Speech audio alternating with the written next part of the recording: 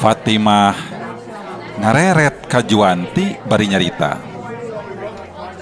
Juanti, hayu urang bawa balik Rohman teh ayeuna mah Juanti. Rohman teh da teu kudu dirawat di rumah sakit geuningan. Rohman teh sehat cek ahli medis mah teu boga panyakit. Hayu urang balik we. Juanti teu loba carita.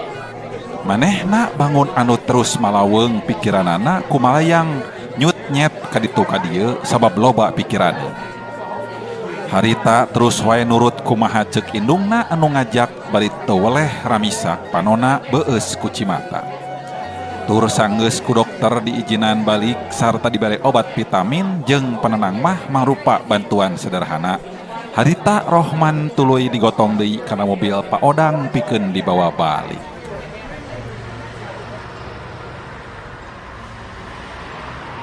Pak, bapana, naon ibuna ngaruaskeun wae nyarita teh.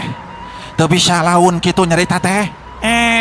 Nah habat kalah nyerang ditanya teh bapana. Kieu yeuh Pak. Ieu Rohman teh ayeuna mah urang bawa we ka imah urang ngarah puguh kurusna. Jeung beh bisa katelingakeun sapopoena ku urang. Jadi tong dibawa ka imah Juanti bisi teu bener ngurusna Juanti mah. Bener teh Juanti? Sawaktu keur di jalan, Bu Siti teu weleh we nanya picaritaeun bari kituna teh ngareret ka Juanti semu ngadilak.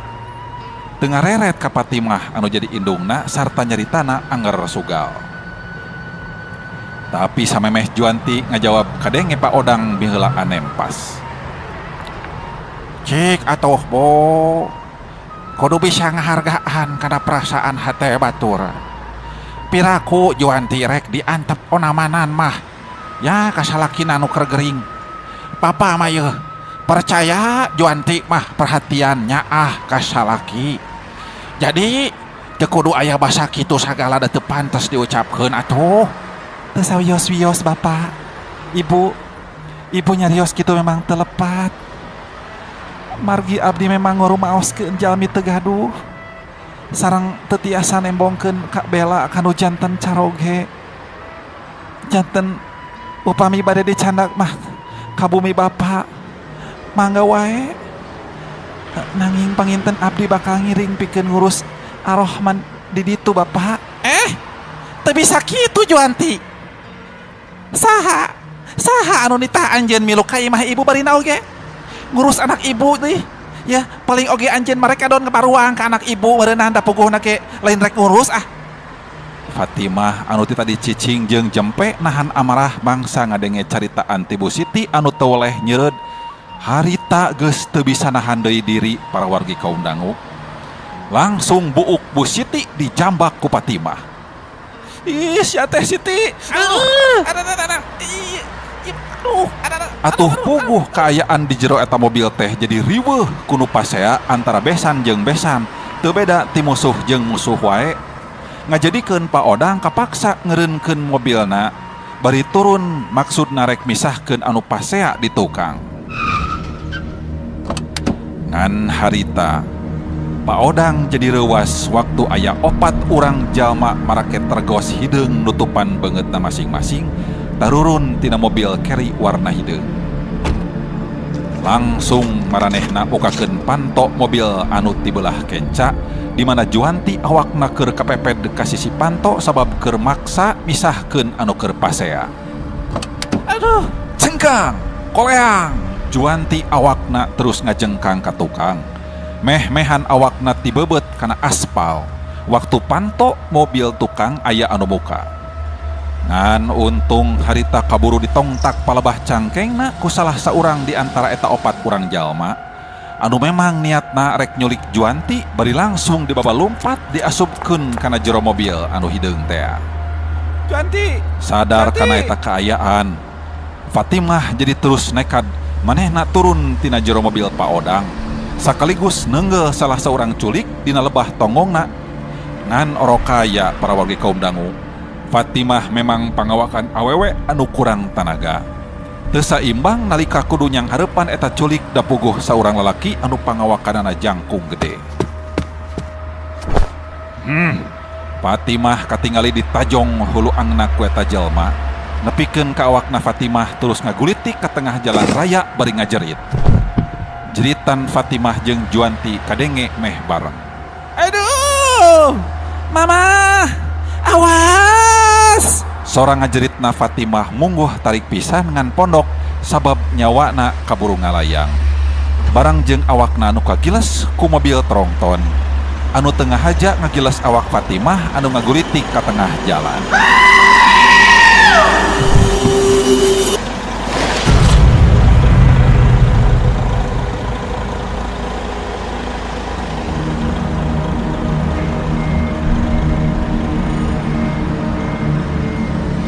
Sedangkeun ari paodang tembong kalah katuluy ngajanteng mata simeteun bangun anu kasima nempo eta kajadian. Bari netep merhatikeun mobil keri hideung anu terus ngajius mawa kabur Juanti duka teuing rek dibawa ka mana. Ngan ku paodang masih keneh bisa kadenge sora jeritan Juanti. Anu beuki lila, beuki ngajauhan jeung sorana beuki ngaletikan terus ngiles.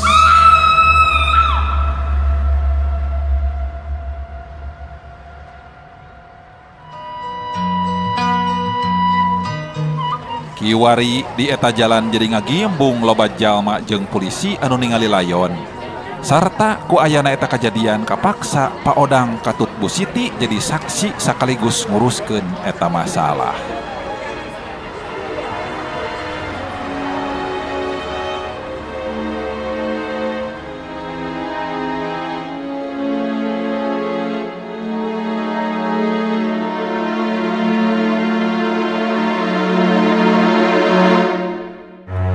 Ayeuna urang tuturkeun kumaha nasibna Juanti anu kiwari tembong awakna keur diborogod di jero kamar imah kosong bari dina kaayaan teu sadar diri. Grubug! Juanti hudang sadar tinu kapiyuhanana sabab awakna karasa aya anu manjur ku cai tiis. Juanti katingali rada muringi sumengir lantaran awakna karasa nyereri jeung teu bisa gerak. Sabab dibaregod dihijikeun jeung kursi dina kaayaan bari diuk.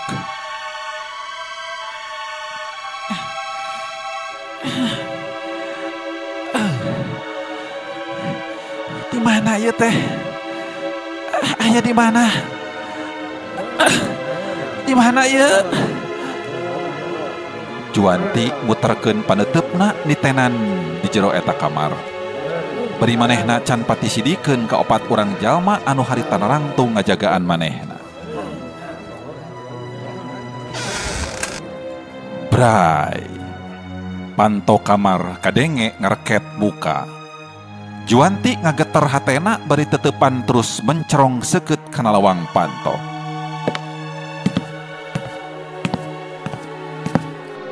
Breh.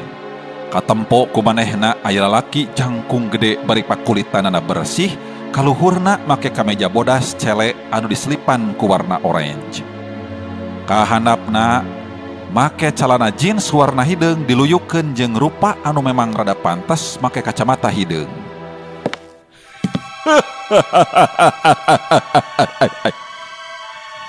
Juanti. Ye akang. Ya Kang Juanti.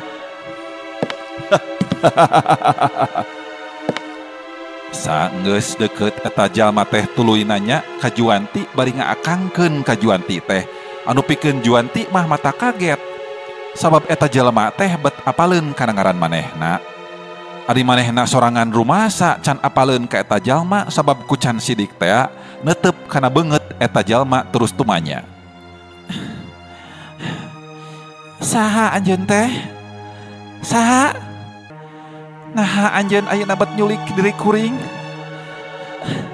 Jeung salah kuring teh naon? Bet dibawa ka ieu tempat. Gawat. Bebaskeun diri kuring ayeuna keneh. Bebaskeun. Juanti sadar dirina aya di eta tempat teh memang aya nu nyulik dibawa paksa ku opat urang jelema teh. Juanti. Nah, Juanti bet kudu poho ka diri akang. Akang teh kurdi teh. Kurdi Juanti, jalma anu baheula kungsi dinyeri ku Juanti. Manya Juanti kudu poho deui ka diri akang. Asa piraku lamun Juanti kudu poho deui ka diri akang. Bet asa teu kudu. Juanti teh beuki tambah ngageter wae hatena jeung sieun. Waktu ngadenge pangakuan ti eta jalma, komo geus dilaan kacamata mah beuki jelas. Nya, yen eta teh jalma anu ngaranna Kurdi urut bebenena Juanti baheula nalika keur sakola SMA. Kurdi, nya anjeun teh Kurdi teh ya. Tapi naha anjeun betega ngalakukeun hal seperti kieu ka diri kuring geuningan. Gawat Kurdi, bebaskeun kuring ayeuna keneh Kurdi. Sabab kuring boga keneh salaki anu perlu diurus jeung dikaulaan ku diri kuring. Maneh kabeh gancang ka luar euy. Sabab ieu awewe teh geus jadi urusan dewek ayeuna mah. Hayo gancang ka luar euy. Dagoan dewek di rohangan hareup. Ke lamun dewek geus beres urusanana jeung ieu awewe, engke dewek nyusul. Sok ka luar. Kurdi merentahkeun ka opat anak buahna sina kaluar ti eta ruangan. Sarta teu kaleked opatanana gancang terus pating laleos keluar ti jero eta kamar beri sareuri ngandung harti. Mangga dikaantun atuh bos. Mangga kadinya sing atos-atos bos. Kurdi katingali awakna beuki deukeut wae jeung badan Juanti, ngahaja cenah antol. Sarta sikep jeung carita anak Kurdi mungguh beuki kurang ajar wae, malah harita leungeunna wani susur sasar sagala kana rarangan Juanti.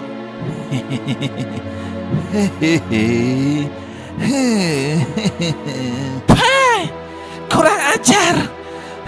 Nanaonan maneh teh Kurdi setan. Juanti langsung harita ambek bari nyiduhan beungeut Kurdi anu harita keur nyium kana bibir manehna. Ari kitu teh mah rek teu ambek kumaha sabab asa dileleceh kahormatanana meureunnan ku Kurdi. Tapi Kurdi memang jelema anu geus kasandingan ku iblis. Harita celebet pipi kenca Juanti ditampiling ku Kurdi satarikna, bet untung Juanti henteu tuluy ngalanggerek oge harita dikepret pipina ku Kurdi satarikna nepi ka beureum tapakan.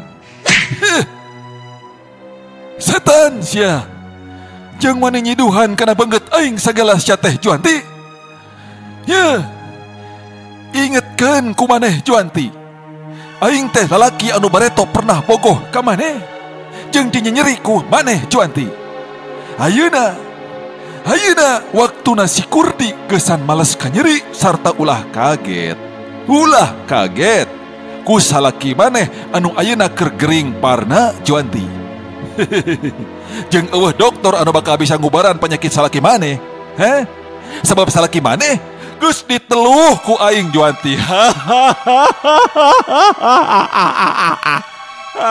Capek cerita euy.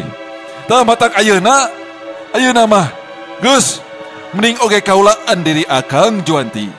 Daripada mikiran si Rohman anu sakedeung deui oge bakal modar Juanti. Lir upama ngadenge sora gelap dina wanci tengah poe ereng-erengan Juanti harita parawargi kaum dangu. Waktu ngadenge ceritaan Kurdi anu geus teu asa-asa deui ngaku sorangan yen dirina geus ngalakukeun kajahatan anu ditujukeun ka kulawargana Juanti ku mangrupa kiriman ilmu teluh. Anu bener nyarita teh Kurdi. Nah anjeun betega ngalakukeun saperti kitu ka kulawarga kuring. Baheula kuring ngalaki rabi jeung Kang Rohman teh sabab pada silih pika cinta. Manehna satia ka kuring jauh jeung anjeun anu resep ngulinkeun awewe, lacur jeung mabok. Kuring jelas teresep kana talajak anjeun kitu teh Kurdi. Teresep. Halah, sok jual mahal ari nu geulis mah nya. Tenang geulis. Peuting ke akang pasti bakal ka dieu deui. Pikeun sosonohan jeung nu geulis. Tembal Kurdi teu kireum-kireum nyaritana teh beri tuluy ngaleos ninggalkeun eta rohangan atawa kamar tempat Juanti disekap. Saterusna Kurdi gek manehna diuk dina amparan karpet anu aya di jero eta ruangan tepas imah, di mana opat urang baturna teh geus nungguan cukup lila harita teh. Wah bos, rebes inde hoyan jeung si Juanti teh yeuh. Mendidila, siga nama tuluy pogotnya. Alah, boro-boro pogot euy. Anu aya mah beungeut teh kalah terus diciduhan teh ku si Juanti teh. Ngahina panu kitu teh. Walah, eta mah tuh jelas ngahina bos. Memang bener kudu diwarah eta wewe teh tuh man, lamun kudu diantep mah bos. Ngarah eta wewe nu dipikahayang ku si bos teh henteu waniun deui cucungah kasih bos kitu tah bos. Tenang euy. Tenang. Maneh teu kudu milu pusing ku eta hal. Sabab dongengna cagla duy ka dieu.